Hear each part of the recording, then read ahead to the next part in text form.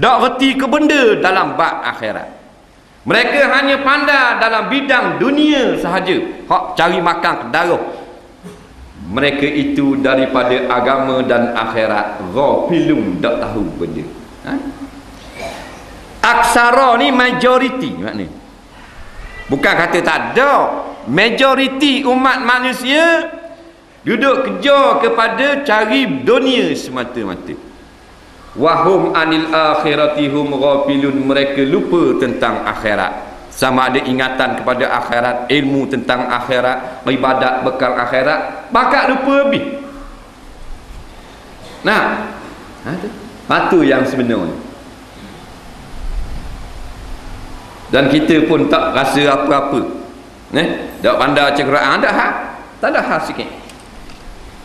Padahal tak pandai baca Quran ni maknanya malulah. Aib lah kita tak pandai baca Quran. Lainlah maknanya bisu. Tak. Orang si dia baca kitab dia. Kitab si ni kitab batil, tipu lah ke? Nah, kitab nawak, lebong belaka. Orang si apa Bengalia. Dia akan baca satu juzuk sebelum masuk makanan di dalam mulut pada waktu pagi. Amalan ni. Padahal kitab dia batil, lebong belaka. Tapi dia dah habis sejuzuk, dah akan. Dah akan hati jannah. Capati. Tu sik. Orang sik. Orang Islam dah layan terus Quran.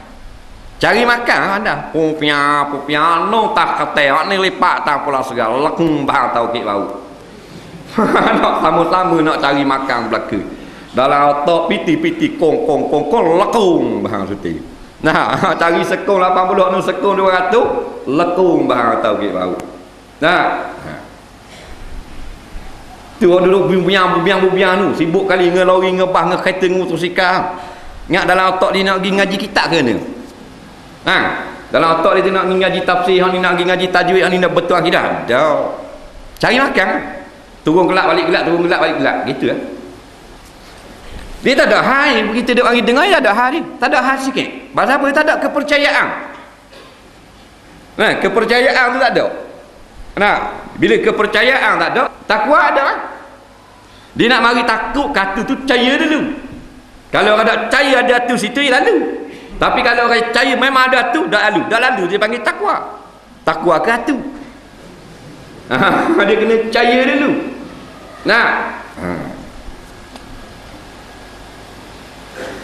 Jadi baca Quran. Biar orang tua dah pun belajar Quran. Tak ada masalah. Jangan kata malu.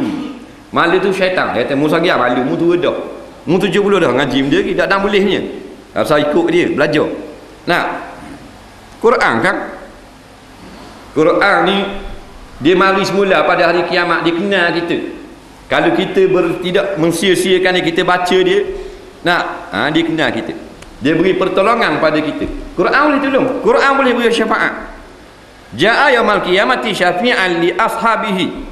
Dia akan datang pada hari kiamat semula memberi pertolongan kepada orang yang tidak mensia-siakan dia.